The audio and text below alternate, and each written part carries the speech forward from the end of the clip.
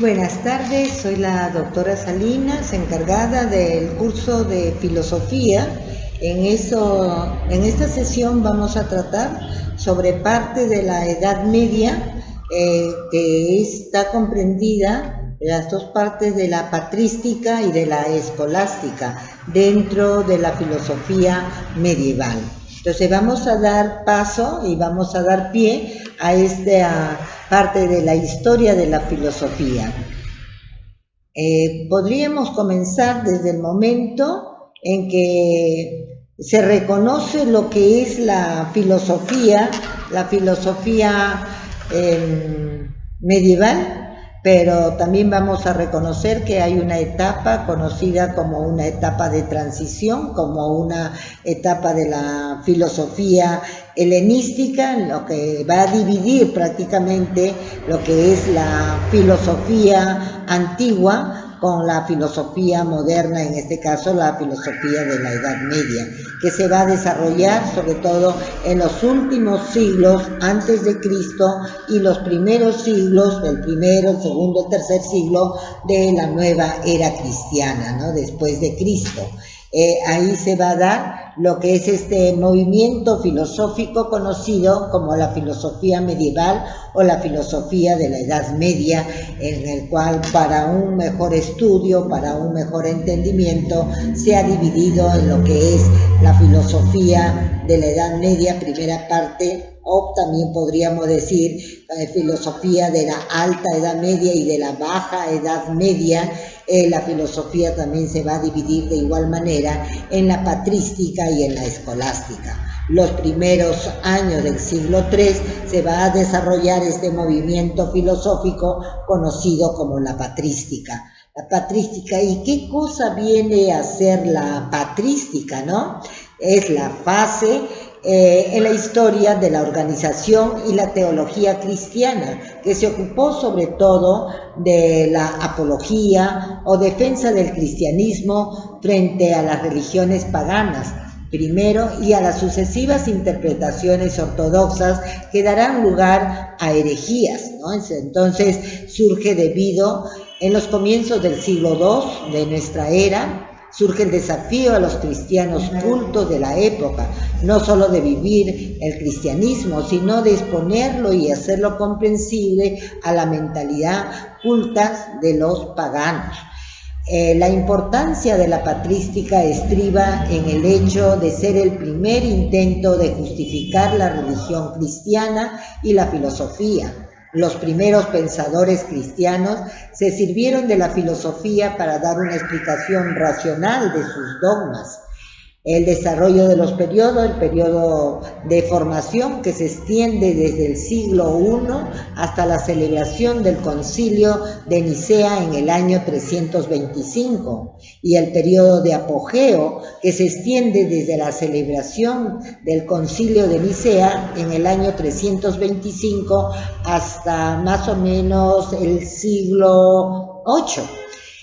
Los personajes de esta fase, ¿no? Los personajes de esta fase encontramos personajes defensores del cristianismo, como Clemente Romano, Clemente de Alejandría, Gregorio de Nisa, Hipólito de Antioquía, Irineo de Lyon, Justiniano de Flavia, Orígenes como Lactancio, Tertuliano y Agustín de Hipona, que va a ser uno de los principales representantes de esta corriente filosófica conocida como la patrística, entre los cuales hablaremos este último de Agustín de Hipona, más conocido como Agustín. Perteneció en primer lugar a la secta maniquea formada dentro del movimiento agnóstico. Más tarde profesó su escepticismo académico, que abandonó por convertirse al cristianismo en el año 386 gracias al influjo personal de San Ambrosio y al conocimiento de la filosofía neoplatónica. Como sabemos, en la filosofía neoplatónica va a tener una gran influencia en esta primera fase, muy al contrario de la segunda fase de la escolástica de Santo Tomás de Aquino, que va a ser una influencia sobre todo aristotélica, ¿no? Entonces va también a marcar acerca de él en el año 391. Fue ordenado presbítero y posteriormente elegido como obispo de Hipona. San Agustín va a fundar el convento e institución de una orden religiosa que hasta el día de hoy perdura, como es la congregación agustiniana. Se dedicó principalmente a luchar en defensa de la fe. Sin embargo, no descuidó su formación intelectual, ¿no? Que va a llevarlo a sobresalir como metafísico, como historiador, como teólogo, como músico, como moralista, etcétera, ¿no? Entonces, Agustín de Hipona va a ser más conocido como San Agustín, ¿no? Que va a pertenecer a la secta maniquea, como anteriormente hemos mencionado, ¿no? Su pensamiento de San Agustín, es el fin de la filosofía de San Agustín, apunta a la consecución de la felicidad, es el único camino, dice, para obtener la felicidad, el ascender progresivamente hasta el ser humano, partiendo de la interioridad del hombre. Hablaremos de 3 temas en particular: hombre, mundo y Dios. El hombre considera que el hombre está formado de cuerpo y alma que se han unido accidentalmente. El alma, que es el principio vital del hombre, está destinado a regir al cuerpo. De esta manera se mantiene la superioridad del alma con respecto al cuerpo.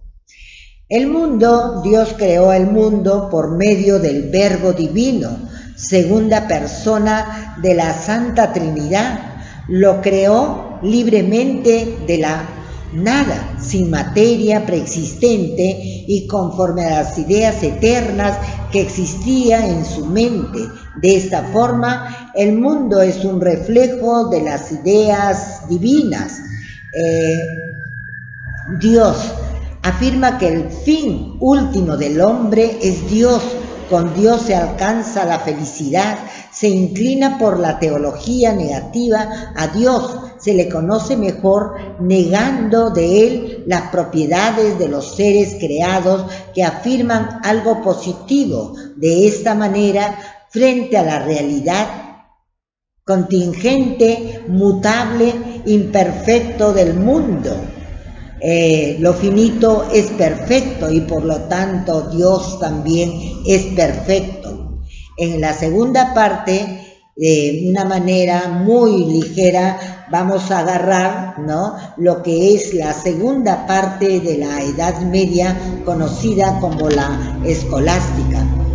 La escolástica fue la corriente teológica, filosófica, dominante del pensamiento medieval, tras la patrística de la antigua tardía, y se basó en la coordinación entre la fe y la razón, que en cualquier caso siempre suponía una clara subordinación de la razón y de la fe. Un universal es aquella cosa que no se refiere solo a un objeto, sino que se puede aplicar a muchos. Cuando el universal ya no posee un origen, este se le atribuye a un ser supremo. Frente a la pregunta de que si Dios es el universal, nacen 2 concepciones: el realismo absoluto y el nominalismo. Un representante de tal es Juan Escoto. Dice que no puede haber contradicción entre la fe y la razón, ya que ambas se fundamentan y se complementan entre sí.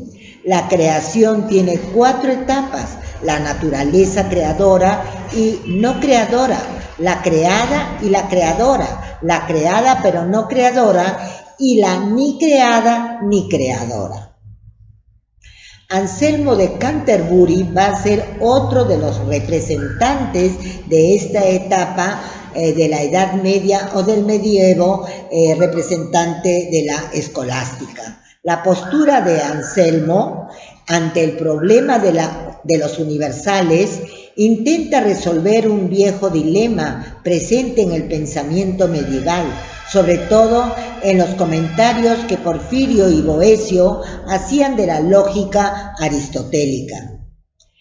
Los universales y San Anselmo, frente a esto, Anselmo sostiene una teoría que podemos llamar realismo. Él dijo que todas las cosas buenas se dicen buenas, un único bien, todas las verdades, por una única verdad.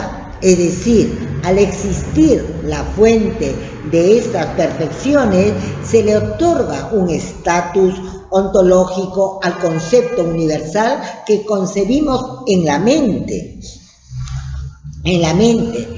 Santo Tomás de Aquino dice que el pensamiento de Aquino su pensamiento partían de la superioridad de las verdades de la fe.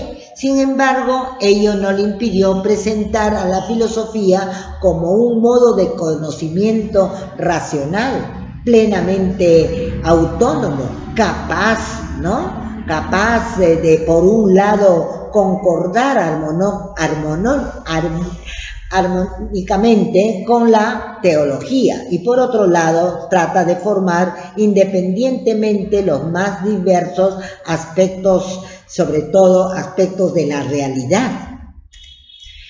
Santo Tomás de Aquino considera el fin como aquella que determina la acción de los hombres.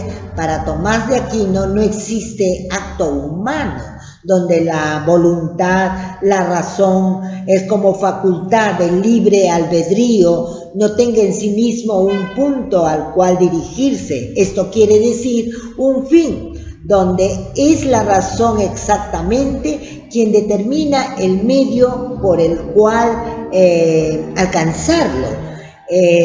También podemos decir que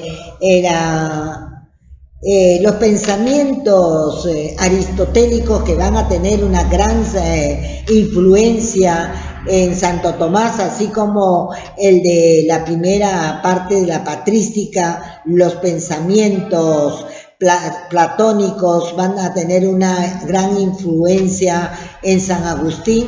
Va a encontrarse en plena Edad Media el encuentro y la diferencia de estas dos etapas de la Edad Media, que es la patrística y la escolástica. Después de ya a fines de la escolástica también va a entrar otra etapa de transición que va a ser un tema nuevo para poder tratarlo, que es la puerta que estamos dejando abierta para la siguiente sesión, conocida esta etapa filosófica como la etapa de la modernidad, que va a ser la antesala de la filosofía contemporánea que comienza en el siglo que se desata la gran revolución francesa, que va a cambiar muchos aspectos de la vida, Gracias, es todo por hoy y me despido, deseándoles todo lo mejor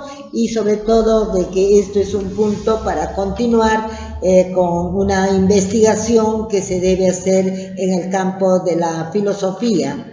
Vamos a ir dando videoconferencia acerca de este punto tan interesante que marca el campo de la filosofía. Gracias, es todo por el momento y pues bueno, estaremos hasta el próximo encuentro. Espero haber sido de bastante ayuda con este tema de la patrística. No olvidar que la etapa de la patrística y la escolástica tiene mayor profundidad, puesto que tanto la patrística como la escolástica también vamos a tratar otros temas, ya que estos dos periodos de la Edad Media tienen también unos subtemas de las divisiones de una y de la otra. Gracias y buenas tardes.